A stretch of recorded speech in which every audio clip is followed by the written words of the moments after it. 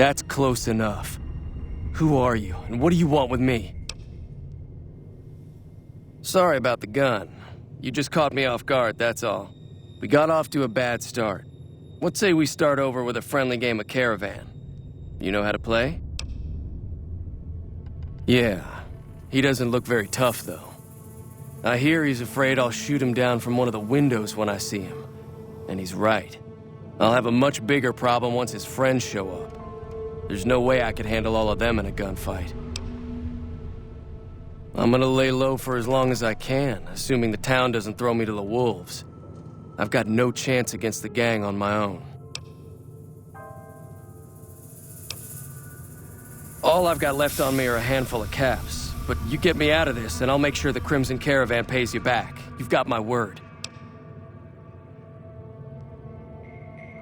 We'd just end up sharing the same grave if it's just the two of us. Now, if some of the other people in town were also on board...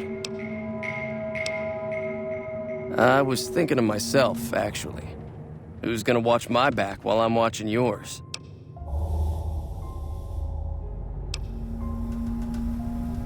Start with Sunny Smiles. She's been friendlier than most around here.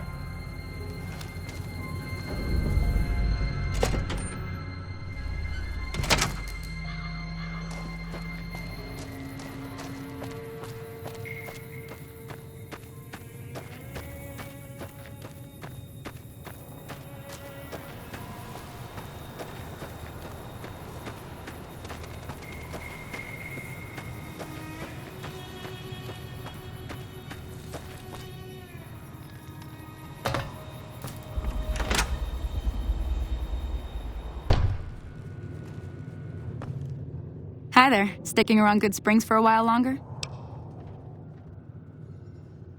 Say no more. I'm in. Joe Cobb talks about leaving us alone if we hand over Ringo. But I know his type. He and his friends will come after the town eventually. However, between you, me, and Ringo, we aren't exactly a force to be reckoned with. A lot of people around here look up to Trudy. If you could convince Trudy to join us, some of the folks in town might decide to help out as well. I know Easy Pete's got a stock of dynamite somewhere, and Chet just got a shipment of leather armor we could borrow. Talk to them as well. Finally, there's a good chance we'll all end up with extra holes in us. So if Doc Mitchell could cough up some extra stim packs, that'd be great. A silver tongue would help. Convincing Trudy that we had a good plan to win the fight would also help. I don't think give is in Chet's vocabulary. Even with the town at stake, he'd still make you barter with him.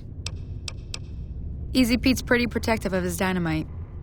You'd have to convince him you know a thing or two about explosives before you handed it over. I'll be waiting.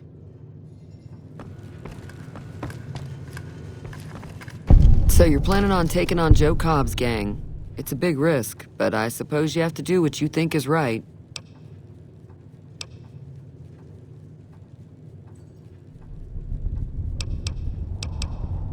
I was planning on sitting this one out, but for some reason, I can't help but like you.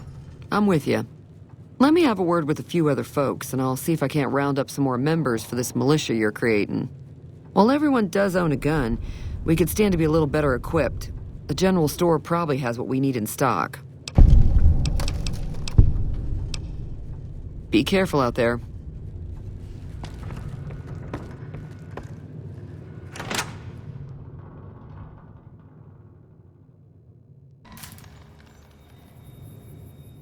Howdy. Too dangerous. Gonna kill all yourselves if I let you touch it. Better to leave it buried. Safer that way. Too dangerous. Sorry. Blow yourself up. Blow your neighbor up. Blow the whole town up.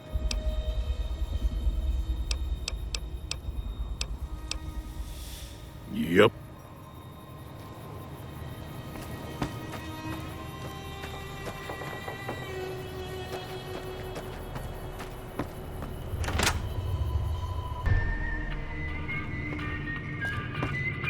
You must be the one Doc Mitchell was patching up. The way I heard it, I didn't think you'd be walking out of that office. I've got plenty of supplies for sale. Even got some weapon mods and special ammo. Well worth the caps if you ask me. If you're hurting for caps, I've also got boxes of surplus ammo in the miscellaneous section. They're not great, but you get what you pay for. Now just hold on. I never voted to take on the powder gangers. That's a 1,000 cap investment you're talking about. You made your point.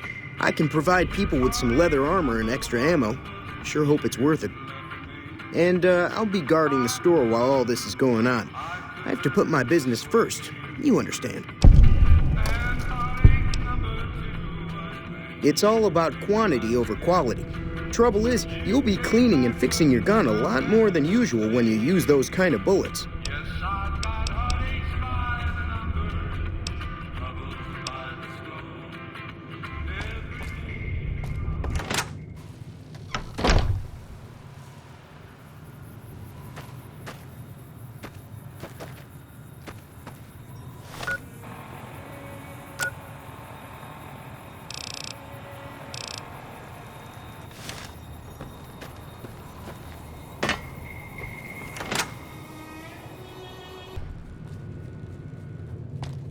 I'll keep an eye out for the powder gangers and meet up with you and Ringo when the time comes.